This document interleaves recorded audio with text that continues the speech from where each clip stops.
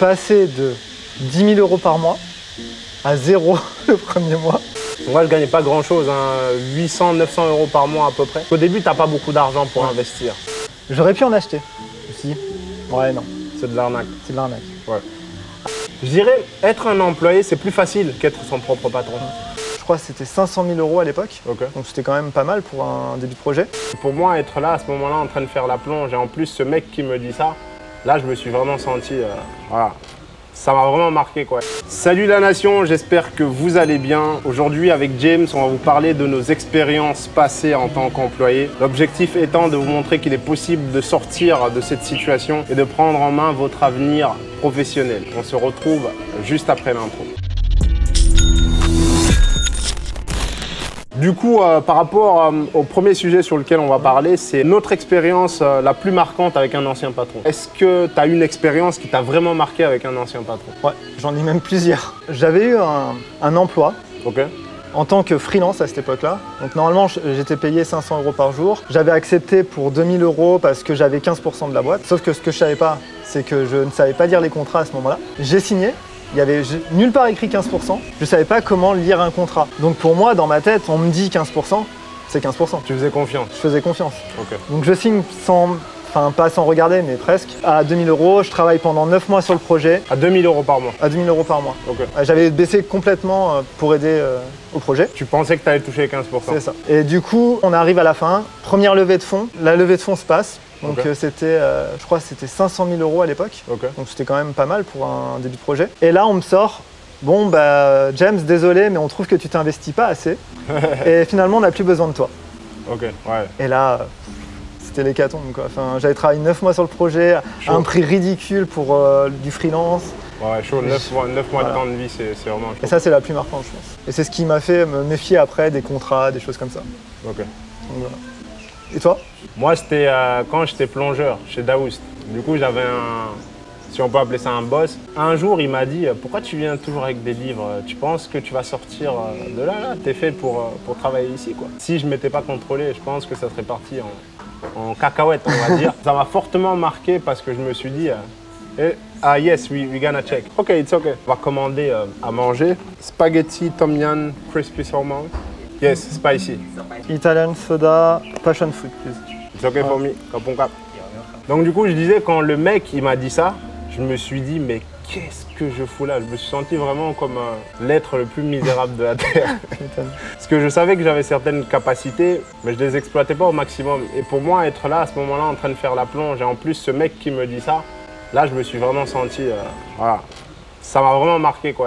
Donc là, par rapport à ça, qu'est-ce qui t'a poussé toi personnellement à quitter le monde de l'emploi pour te lancer dans l'entrepreneuriat, notamment le e-commerce? C'est une succession de mauvaises expériences. Parce qu'en gros, ce qui s'est passé, mon dernier emploi, vrai emploi, c'était du freelance, donc c'est pas vraiment un emploi, mais tout comme, parce que t'as quand même un boss qui te dit quoi faire. J'ai signé le contrat. D'accord. J'ai bossé dessus pendant, pareil, 9 mois. La première fois, il m'a payé un tiers du contrat, qui était une somme assez grosse. Je ne vais pas dire le prix. Et à la fin, bah, 10K? Beaucoup plus. Et à la fin, en gros, le client n'a pas eu le projet signé avec son autre client. Du coup, il m'a dit, bah, c'est fini, je ne peux pas te payer. Et du coup, j'ai perdu encore 2 tiers de la somme. Et du coup, après, j'ai dit, c'est fini, j'arrête le freelance. T'arrêtes l'emploi, le freelance, le salariat, quoi. Le salariat. Parce que j'avais déjà eu des mauvaises expériences aussi en CDI, des choses comme ça. C'est quoi le patron idéal pour toi? Déjà, c'est un patron qui ne regarde pas ce que vous faites au niveau de vos heures, qui essaye de vous pousser vers le haut et qui va essayer en gros de vous donner des opportunités qu'il pourrait avoir pour vous et pas essayer justement de faire en sorte de vous cacher ce genre de choses pour essayer de vous rabaisser ou des choses comme ça. Moi, pour moi, tu sais, il y a le patron et il y a le leader. Ouais. Le patron donne des ordres. Ouais. Le leader inspire. C'est ça. Pour moi, si j'avais un patron idéal, je dirais pas un patron, je dirais plus un leader qui a une vision par rapport à son taf, qui montre que en l'accompagnant dans sa vision, tu as quelque chose à gagner et tout le monde peut augmenter, quoi. Malheureusement, dans les entreprises aujourd'hui, on a beaucoup de patrons et peu de leaders, et je pense que c'est cela qui cause beaucoup de malheur. Quels sont les avantages de travailler pour soi-même plutôt que de travailler pour un patron? Tout ce que tu vas faire, ça va te profiter à toi et pas à ton patron. Ça, c'est le principal déjà. Tu vas pas avoir quelqu'un derrière ton dos qui va dire hey, Alpha, t'as pas fait ci, t'as pas fait ça. Tu vois, ce genre de choses. En plus, c'est ton niveau de progression qui va compter. Par exemple, si tu vas aller beaucoup plus vite que ce que tu pourrais être en entreprise. Tu prends l'exemple de nos chiffres d'affaires. En entreprise, tu es dans une boîte, je sais pas, de vente en e-commerce. Si c'est toi qui décides, ils n'auraient pas monté aussi vite au niveau des dépenses, des choses comme ça. Tu vois, tu es bloqué. Parce que je sais, j'ai travaillé dans ce genre de boîte et tu as un budget, par exemple, tu as 20 000 € à dépenser sur 6 mois. Alors que nous, tu as bien vu, on dépense du 20 000 € par jour. Et ça, tu peux pas le faire dans une entreprise normale. Donc il y a beaucoup d'avantages à travailler pour soi-même. Il n'y a pas de pression si on se réveille un peu en retard ou quoi, tranquille, chill. L'un des plus gros avantages de travailler pour nous-mêmes, c'est la liberté qu'on a. C'est ça. Et ça, c'est juste, ça n'a pas de prix. Quel conseil est-ce que toi, tu donnerais à quelqu'un qui veut quitter son emploi à cause d'un patron qui est difficile? Mettez de l'argent de côté. Parce qu'en fait, au début, tu t'en rends pas compte, mais tu vas pas faire énormément de chiffres d'un coup. C'est ça. Donc il te faut des économies de côté pour, on va dire, accumuler les connaissances et faire le processus qui vont te permettre d'arriver au bout.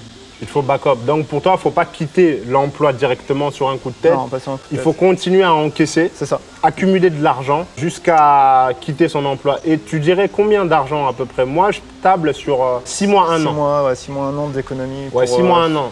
Pour vivre quoi. Ouais, je pense que c'est le même conseil que je donnerais. Mettez de l'argent de côté. Ne quittez pas votre emploi dans la précipitation ou parce que vous avez été chauffé par une vidéo mindset sur YouTube. Après, si vous êtes audacieux et que cela vous pousse à tout exploser, vous pouvez bien évidemment le faire aussi. Thank you. Cap. Cap. Thank you. Pour toi, quelles sont les compétences que tu as développées en travaillant avec des patrons difficiles? La plus grande compétence que j'ai acquise, on va dire, c'est mon premier travail. Parce qu'à la base, j'étais développeur. Toute l'équipe, on va dire, technique au-dessus de moi a été licenciée. Et du coup, j'ai dû reprendre tout leur travail. Et du coup, ça m'a permis de développer des compétences que normalement, j'aurais pas dû acquérir. C'est-à-dire, je suis passé de dev à chef de projet à directeur technique en même pas 3-4 mois. Je sais pas si tu imagines la vitesse où j'ai dû apprendre tout ça. Et le seul problème que j'ai eu là-dedans, c'est que j'ai sauté toutes les étapes assez rapidement, mais qu'au final, à la fin, ils ont décidé que même si je savais tout faire, puisque je les ai vraiment appris, ils n'allaient pas me payer le salaire du directeur technique ou du chef de projet, mais quand même le salaire du développeur. Et c'est pour ça que je suis pas resté là-bas. Ce que tu as développé comme compétence, est-ce que tu l'as implémenté d'une façon X ou Y dans le business du dropshipping, du e-commerce? Si tu regardes, comme on fait aujourd'hui, c'est moi qui manage l'équipe technique. Tout ce qui est serveur, gestion, management de chiffre d'affaires, de quoi on a besoin au niveau budget, etc. Tout ça, ça en fait partie. Comment est-ce qu'on gère les conflits dans l'entreprise actuelle? Parce que nous, on n'a pas de patron. Du coup, parfois, on a des conflits, ce qui est normal, comme tous les associés. Selon toi, comment est-ce qu'on gère nos conflits? On pousse un petit coup de gueule de chacun de notre côté, on voit les pour et les contre. C'est ça. On essaye de se diriger vers la même direction et au final, on trouve... Ouais, totalement. J'aurais pas répondu mieux. C'est totalement ça. Quel a été le plus grand défi que tu as dû relever en passant d'un emploi traditionnel à l'entrepreneuriat? C'est de passer de 10 000 € par mois à 0 le premier mois. Ça a été assez compliqué quand même. Clairement. Parce que quand tu passes de 10 000 à 0, tu te dis, est-ce que c'est la bonne voie que je prends là? Parce que tu avais ta sécurité du salaire. Deuxième mois, pareil.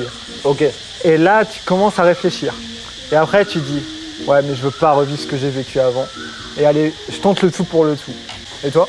Moi, je gagnais pas grand-chose, 800, 900 € par mois à peu près. Au début, tu n'as pas beaucoup d'argent pour investir. J'ai dû combattre cette peur de ne pas retourner en arrière dans le salariat et de plutôt focus vers l'avenir pour développer les compétences nécessaires afin de réussir finalement dans l'entrepreneuriat, en l'occurrence ici le e-commerce. Passer au-delà de la sécurité, rechercher la liberté, parce que souvent on dit que si tu veux la liberté, il va falloir sacrifier la sécurité dans un premier temps. Si tu veux la sécurité, il va falloir sacrifier ta liberté dans un premier temps. Comment est-ce que tu as fait pour apprendre les ficelles, on va dire, du dropshipping, de l'e-commerce, sans avoir un patron pour te guider, pour te dire tu dois faire ci ou ça? J'avais mon background technique, De dev? De dev, ouais, voilà. Ok. Et tout ce qui me manquait, c'était tout ce qui était partie, marketing, etc. La chance que j'ai eue, c'est que j'ai posté un message sur Discord et il y a quelqu'un qui m'a répondu, en l'occurrence toi. Ouais. J'ai montré plusieurs choses à James au début.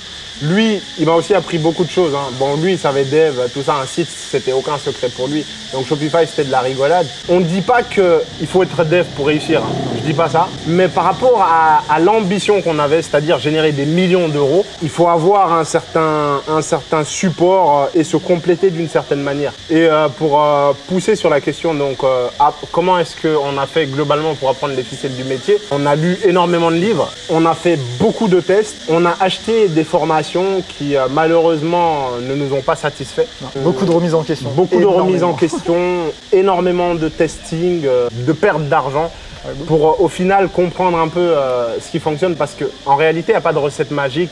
C'est juste des process qu'il faut combiner pour réussir. Quelle est la chose la plus importante que tu as apprise en travaillant sans patron? Pouvoir travailler sans être distrait par, je sais pas moi, mes jeux, parce qu'avant j'étais un hardcore gamer. Ok. Tu vois, tout ce qui est télé, Netflix, téléphone, savoir m'organiser. Ok, donc tu as dû te discipliner. C'est ça. Je pense, j'ai la même réponse, hein, la discipline. Hein. Quand il n'y a personne derrière toi et que tu es ton propre patron, que tu gagnes de l'argent, c'est facile de te reposer sur tes lauriers et de te dire, tiens, si j'ai envie de regarder Netflix toute la journée, je peux le faire, il y a de l'argent qui est là, il y a de l'argent qui tombe.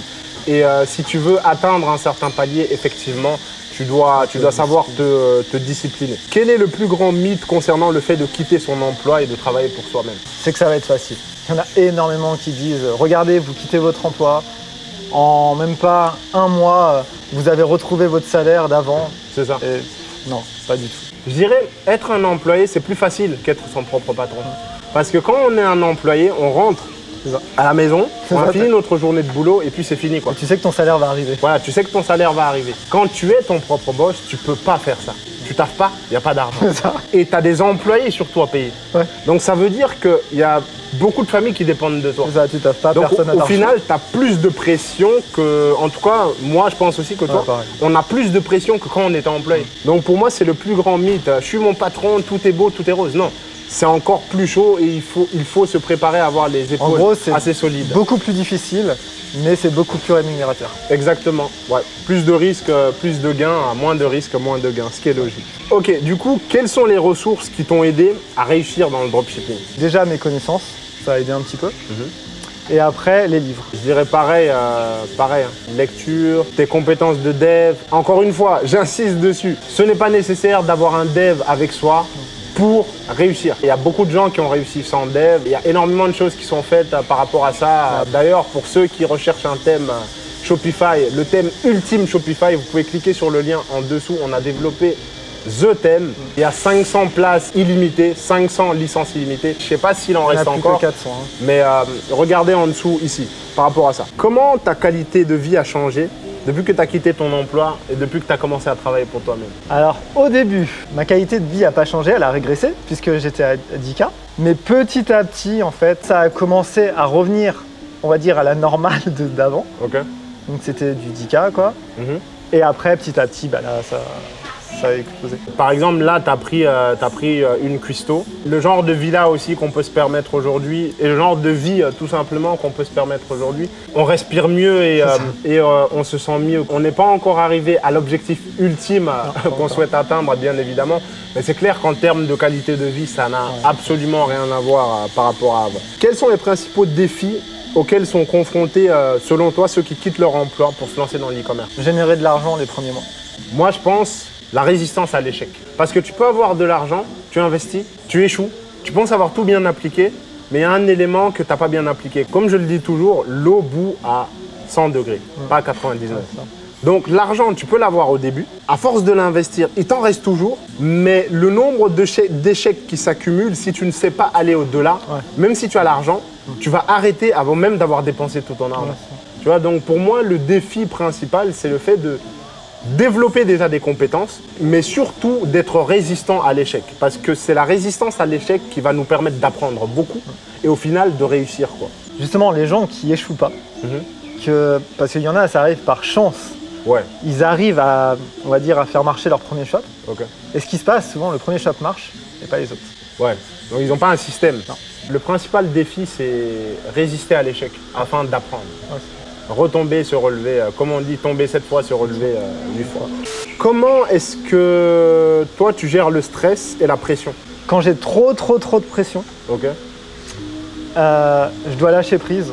Je prends mon téléphone, je regarde des webtoons, tu vois, pendant 1 heure, ça me détend. Ok.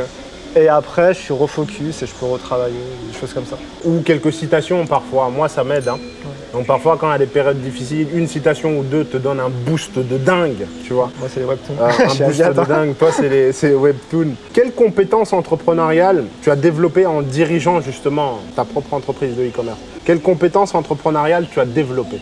Manager encore plus de gens. Faire en sorte que le business tourne, enfin comprendre les priorités au niveau business. Okay. Ça c'est compliqué. Parce que quand tu génères de l'argent, tu te dis je vais investir partout. Quand tu as un business qui tourne, tu dois continuer à générer assez d'argent pour que le business tourne. Et après, tu peux aller dans d'autres univers si tu as envie. Pour toi, quel est le rôle de la motivation et de la discipline dans la réussite, dans le process de réussite pour le e-commerce? La motivation, c'est super important. Parce qu'au final, ça peut arriver que tu réussis la première fois, mais qu'ensuite tu échoues. Si tu n'as pas la motivation de vouloir continuer, si tu n'es pas, on va dire, aligné dans ta tête avec la réussite, tes échecs vont continuer, tout simplement. Après, je pense qu'il ne faut pas être, tu sais, le mec qui est méga motivé, mais au final, qui n'a aucune compétence. La motivation est importante, mais la compétence est encore plus importante que la motivation. Quel conseil tu donnerais à ceux qui hésitent encore à quitter leur emploi ou en tout cas à se lancer dans le e-commerce ou le dropshipping? Je ne donnerai pas un conseil. Je poserai une question. Ok, laquelle? Si c'est vraiment la vie que vous voulez, qu'est-ce que vous attendez? C'est tout. Ok. Il n'y a pas d'autres questions en fait. Pertinent. Beaucoup de personnes hésitent à se lancer parce que, pour rebondir à ce que tu as dit, elles pensent qu'elles ne vont pas réussir ou que ça ne fonctionne pas. Sauf que la réalité est celle-ci. En 2025, 557 milliards de dollars générés au niveau du marché mondial du dropshipping. En 2028, 991 milliards. Donc on voit qu'il y a une exponentialité et que le e-commerce ne fera qu'exploser au fur et à mesure. C'est ça, et si tu réfléchis vraiment. Disons, on m'a parlé du Bitcoin. Il valait, je crois, 5 $ à l'époque. J'aurais pu en acheter. Je me suis dit, ouais, non. C'est de l'arnaque. C'est de l'arnaque. Ouais. Après, on m'a parlé de l'Ether. Un peu plus tard. Il valait 15 $. J'ai dit, ouais, non, ça, il y a déjà le Bitcoin. C'est mort, je n'ai pas envie de me lancer là-dedans. Un vrai entrepreneur, il prend des risques. Il n'a pas peur de perdre. Il n'a pas peur de perdre. Et c'est pour ça qu'il gagne. Il va tenter les opportunités. Totalement. Quand tu vois une opportunité, tu dois la prendre. Totalement. Et ça, c'est un des plus grands regrets que j'ai, on va dire, de ne pas avoir su saisir les opportunités avant. Pareil. Parce qu'à cette époque-là, c'était quand j'étais encore, je sais plus j'avais quel âge, mais j'étais à fond dans mes jeux. Tu sais, j'étais genre dans les championnats, etc. Et on m'en parlait, hein. Donc j'ai eu les infos. J'ai pas su les prendre. Pour conclure cette vidéo, vous avez des infos. La liberté du choix vous appartient. Vous pouvez passer à l'action ou pas. On a été content de vous partager notre expérience par rapport au milieu de l'emploi. Si vous avez des idées ou des suggestions, dites-le nous en dessous de cette vidéo. Et pour ceux d'entre vous qui sont vraiment motivés et qui souhaitent comprendre la psychologie fondamentale du prospect, parce qu'au final, on vend à des prospects, on vend à des humains dans le e-commerce. Pour ceux d'entre vous qui souhaitent comprendre cette psychologie-là, le marketing qui pour nous sont les fondamentaux de ce business, cliquez sur le lien en dessous de cette vidéo afin d'accéder à e-com-neuro. On est déjà très nombreux dans la nation. En tout cas, ce fut un plaisir. Là, on va continuer à manger tranquillement, discuter d'autres choses. Prenez soin de vous. Rappelez-vous de vous abonner à la chaîne et d'activer la cloche de notification. On se dit à bientôt pour une autre vidéo. Ciao. Ciao.